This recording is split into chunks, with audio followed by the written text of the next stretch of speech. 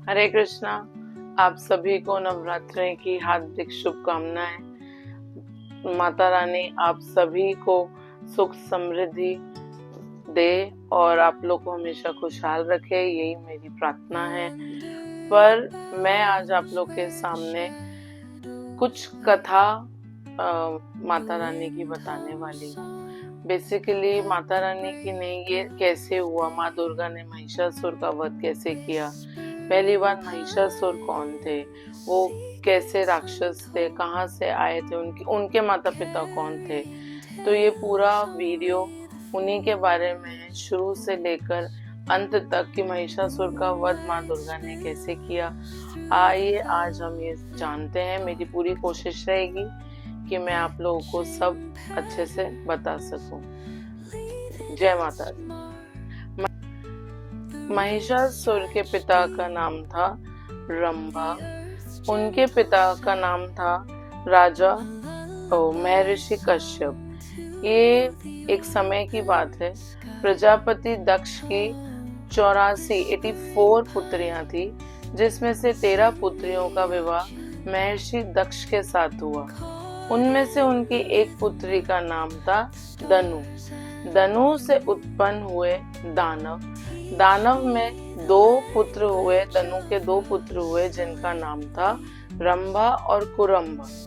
तो रंभा और कुरंबा ने जब ये सोचा, उनको पुत्र प्राप्ति नहीं हो रही थी, उनको संतान की प्राप्ति नहीं हो रही थी, तो उन्होंने सोचा कि हम तपस्या करते हैं और तपस्या करके हम एक पुत्र की प्राप्ति करते हैं। तो जब वो तपस्या करने गए तो रंभा गए आग, उन्होंने अपने चारों तरफ अग्नि प्रज्वलित की और उसके बीच में वो खुद बैठ गए तपस्या करने के लिए। और कुरंबा को वो जल में खड़े होकर, समुद्र के जल में खड़े होकर वो वहां पे अपनी तपस्या कर रहे थे। पर कुछ इस प्रकार हुआ, जैसे इंद्रदेव को ये पता था कि ये दोनों राक्षस अगर जीत गए, अपनी तपस्या में सफल हो गए, तो ये स्वर्ग की चढ़ाई कर देंगे और बहुत पृथ्वी का सब विनाश हो जाएगा। तो इंद्रदेव ने क्या करा, वो मगरमच्छ क्रोकोडाइल बनकर आए, समुद्र में गए और उन्होंने कुरंबा को नीचे से खींच लिया और कुरंबा की वहीं मृत्यु हो गई। तो जब रंभा को ये पता चला कि उनके भाई कुरंबा की मृत्यु हो गई, तब भी उन्होंने अपनी तपस्या नहीं छोड़ी। उन्होंने सोचा पहले तपस्या पूरी करता हूँ, फिर मैं देखता हूँ कि किसने मेरे भाई का वध करा है। पर उसी दौरान इंद्रदेव रंभा का भी वध करने आ रहे थे, पर क्योंकि वो अग्नि के बीच में बैठे थे तो वो कुछ भी नहीं कर पाए थे। पर 1000 साल रंभा ने तपस्या करी, बिल्कुल दिल से उन्होंने तपस्या करी कि मैं मेरे भाई के वध का बदला भी ले सकूं और मेरे को जो वरदान चाहिए वो मैं पा सकूं। तो पर 1000 साल तपस्या करने के बाद भी उनको वो फल नहीं मिल रहा था जो वो चाह रहे थे। तो उन्होंने सोचा कि अब मैं आत्महत्या ही कर लेता हूँ, क्योंकि मैं मेरे भाई के बिना नहीं जी सकता। तो जैसे ही वो अपने आप को जलाने और अपनी तलवार से अपनी गर्दन काटने जा रहे थे रंभा, वैसे ही अग्निदेव प्रकट हुए। अग्निदेव जैसे प्रकट हुए, उन्होंने रंभा को बोला कि रंभा, तुम आत्महत्या जैसा दुष्कर्म क्यों कर रहे हो जब तुम्हें पता है कि आत्महत्या करना पाप है। तो रंभा ने बोला कि मैं अपने भाई के बिना नहीं जी सकता और मैं इतनी तपस्या कर रहा हूँ, पर मुझे क्या फल मिल रहा है। तो सूर्यदेव ने कहा कि तुम्हें क्या फल चाहिए, तुम मुझे बताओ, मैं तुम्हें फल देता हूँ। तो सूर्यदेव की ये बात सुन के वो बहुत खुश हो गए रंभा, और उन्होंने बोला कि मुझे एक ऐसा पुत्र चाहिए जो कोई भी मनुष्य और कोई भी भगवान से उसका वध ना हो सके। तो सोचा उन्होंने कि हाँ ठीक है, सूर्यदेव ने सोचा कि ठीक है मैं ये दे देता हूँ। पर फिर उन्होंने बोला कि कोई भी मनुष्य, कोई भी मतलब आदमी से मेरा वध नहीं होना चाहिए और कोई भी भगवान मेरा वध नहीं कर सकते। बोला चलो ठीक है, ये वरदान से खुश होकर उन्होंने बोला कि जो भी तुम्हें पहली मादा और पहली स्त्री मिलेगी, स्त्री रूपी कोई भी मिलेगा, वो ही तुम्हारे बच्चे की गर्भवती हो जाएगी और वो ही तुम्हें तुम्हारा बच्चा देगी। तो उन्होंने बोला ठीक है। तो जैसे ही वो अग्नि से निकल कर जाने को लगे, वैसे ही उनको सबसे पहले भैंस दिखी, और वो भैंस उनको इतनी सुंदर लगी कि जैसे उन्होंने, क्योंकि वो एक फीमेल थी, वो मादा थी, तो जैसे उन्होंने भैंस को देखा, भैंस रंभा के बच्चे से गर्भवती हो गई।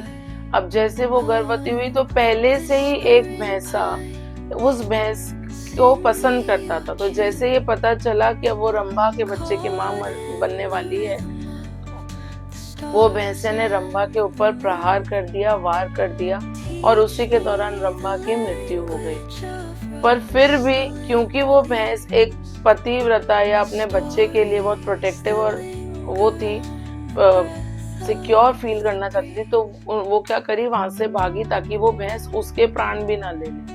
तो जैसे वो भागी तो उन्हें यक्ष मतलब एक साधु संतों का पूरा ग्रुप मिला, और उन्होंने जाकर, वो भैंस ने जाके साधु संतों को बोला कि मेरी मदद करिए, ये भैंस मुझे भी मारना चाहता है। तो सारे साधु संतों ने मदद करी किसकी, वो भैंस की, ताकि वो उसको मारे ना। और सारे साधु संतों ने ही रंभा को उठाया और उनका देह संस्कार किया।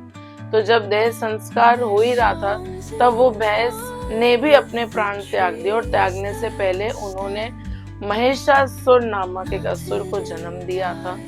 क्यों उनका नाम महेश, और जैसे महिषासुर को जन्म दिया वैसे उनका शरीर भी छूट गया, किसका, वो भैंस का, और वो उनका भी दाह संस्कार सारे यक्षों ने किया। महिषासुर नाम उन असुर का इससे पड़ा क्योंकि महेश मतलब भैंस, असुर मतलब राक्षस। वो किसकी संतान थे, वो राक्षस और भैंस दोनों की मिलके, ये बहुत कम या सुनने को ही नहीं मिलता कि एक जानवर और एक मनुष्य, एक दानव का ये मिलन हुआ और उससे एक बच्चा पैदा हुआ जिसका नाम था महिषासुर। अब महिषासुर ने भी तपस्या करी क्योंकि उनको पता नहीं था कि उनके ये वूम्स मतलब उनके लिए उनके पिता ने ये प्रोमिसेस ले रखे हैं, तो उन्होंने तपस्या करी। तपस्या कर करके ब्रह्मा जी आए। ये एक और स्टोरी है जो हम दो तरीके की स्टोरी पढ़ते हैं कि ब्रह्मा जी प्रकट हुए महिषासुर की साधना से खुश होकर और महिषासुर को बोला कि तुम क्या मांगना चाहते हो, मांगो।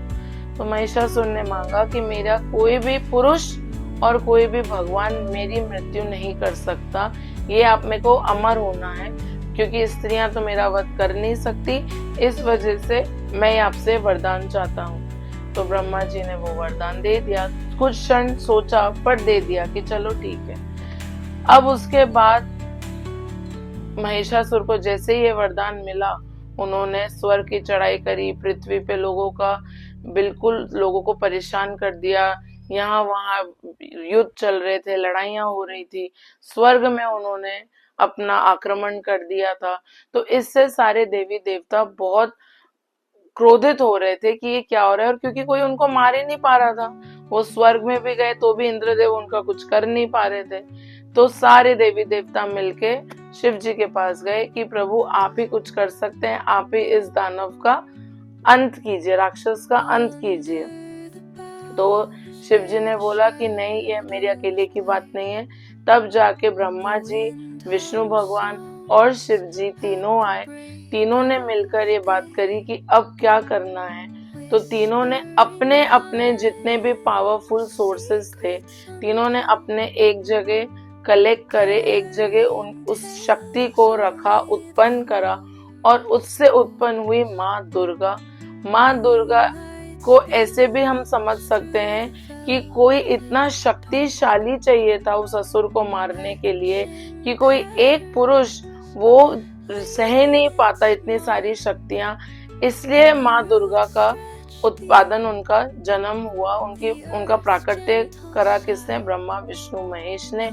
जैसे उनका वो आए, उनका अवतार हुआ, वैसे ही ब्रह्मा जी ने उनको अपना करमंडल पकड़ाया, विष्णु जी ने उनको अपना सुदर्शन चक्र पकड़ाया और शिव जी ने उनको अपना त्रिशूल पकड़ाया। ये अष्टभुजा वाली थी माँ दुर्गा। तो ये तो हुई तीन हाथ उनके इसमें थे, बाकी में एक में थे उनकी भाला, एक में थे उनका तलवार, एक में थी उनकी ढाल और एक में थी उनकी गदा। तो ये 8 चीजें हो गई हैं। अष्टभुजा में अष्ट चीजें, अष्ट वेपन्स, अष्ट औजार बोल लें या कुछ बोल लीजिए, तो वो हो गई।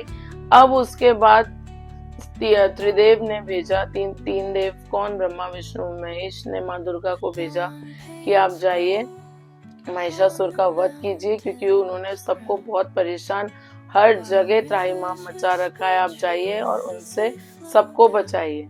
तो जैसे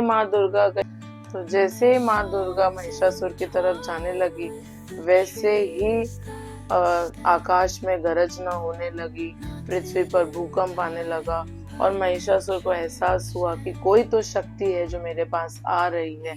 तो जैसे ही महिषासुर को यह आभास हुआ, उन्होंने तुरंत अपने दूत को बोला कि जाओ जाकर देख कर आओ कि कौन आ रहा है जिससे इतना धरती आकाश सब हिल रहे हैं। तो उन्होंने जाके देखा और बोला सिंह पे सवार, शेर पे सवार एक स्त्री आ रही है अष्टभुजा वाली, आपका वध करने के लिए।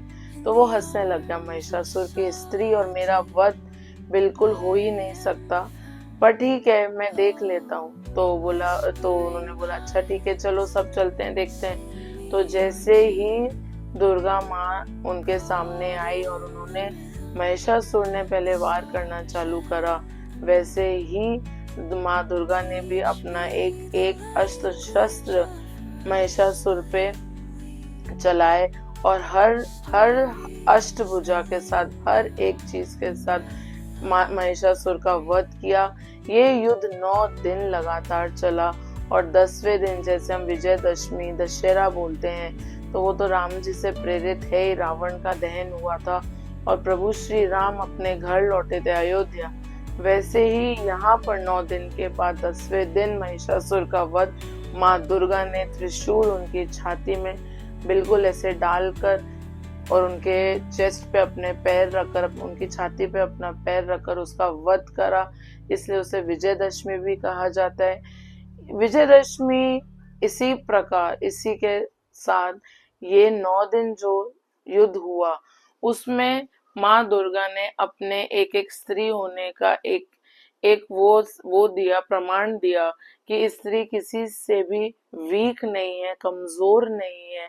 वो जब गर्भ धारण करती तो एक शिशु को जब 9 महीने पाल सकती है अपनी कोख में, तो वो ये जो इतना बोल रहे थे ना कि इतनी शक्ति कोई एक पुरुष अपने में नहीं रख सकता, तभी ब्रह्मा विष्णु महेश ने माँ दुर्गा को उत्पादित किया, माँ दुर्गा को प्रस्तुत करा। तो यही एक, अब हम स्त्रियों को सबसे सोचना चाहिए कि हम बहुत शक्तिशाली, हम स्ट्रांग हैं। आजकल के जमाने में स्ट्रांग वुमेन और ये सब वो एक अलग बात है, बट हम स्ट्रांग बाय नेचर हैं, क्योंकि हम में वो ताकत है जो किसी में भी नहीं है। हम में वो ताकत है कि हम 9 महीने एक बच्चे को अपने गर्भ में रख सकती हैं और उसका पालन पोषण भी कर सकती हैं। तो विजयदशमी इसलिए कहा गया क्योंकि 10वें दिन ही माँ दुर्गा ने महिषासुर का वध करा और उसको रावण दहन के दिन के नाम से भी जाना जाता है कि राम जी ने रावण का दहन उस दिन करा था। आने ही वाला है 2 अक्टूबर को। तो इसी के साथ नवरात्रि की ये जो कथा है कि माँ दुर्गा ने महिषासुर का वध क्यों किया, ये माँ दुर्गा का अवतार कैसे आया, ये मैंने आप लोगों के सामने रखने की कोशिश की है। आई होप आप लोगों को ये सब समझ में आया हो। अगर नहीं आया है तो कमेंट करिए, मैं आपको मैसेज करके, डीएम करके और भी आपकी दुविधाएं या जो भी आपकी परेशानियां है वो बता सकती हूँ। दूसरी बात, ये जो हम कहते हैं कि माँ, अब हम इस पे आते हैं श्री कृष्ण के प्रति। हमें ये पता है जन्माष्टमी होती है, श्री कृष्ण का जन्म होता है, पर हम ये भूल जाते हैं कि उसी दिन योग माया का जन्म होता है। जैसे यहाँ कृष्ण भगवान देवकी के यहाँ जन्म ले रहे होते हैं, उसी दौरान यशोदा मैया के यहाँ योग माया का जन्म होता है। पर क्योंकि कृष्ण को यशोदा मैया तक कौन पहुंचा रहे थे, उनके बाबा पहुंचा रहे थे, तो वो उनको लेकर गए और यशोदा मैया ने तब तक अपनी पुत्री को, उनको पता ही नहीं था कि उनको कौन सा बालक हुआ। जैसे ही वसुदेव बाबा पहुंचे यशोदा मैया के पास, तो उन्होंने योग माया को तो उठा लिया और कृष्ण को वहां छोड़ दिया। जैसे वो योग माया को वापस से कंस के जेल में लेकर आए, कारागृह में लेकर आए, वैसे ही कंस ने उन्हें उठाया और उनका वध करने जा ही रहे थे कि इतने में योग माया आकाश में प्रकट हुई, वही अष्टभुजा माँ दुर्गा का अवतार लेकर। और उन्होंने तब कंस को बोला कि तेरे काल ने जन्म ले लिया है कंस, मुझे मारकर तुझे कुछ भी नहीं मिलेगा और तू मुझे मार भी नहीं सकता। ये थोड़े क्षण के लिए योग माया ने अपना अवतार, अपना रूप दिखाया था, जो कि माँ दुर्गा ही थी, दोनों एक ही हैं।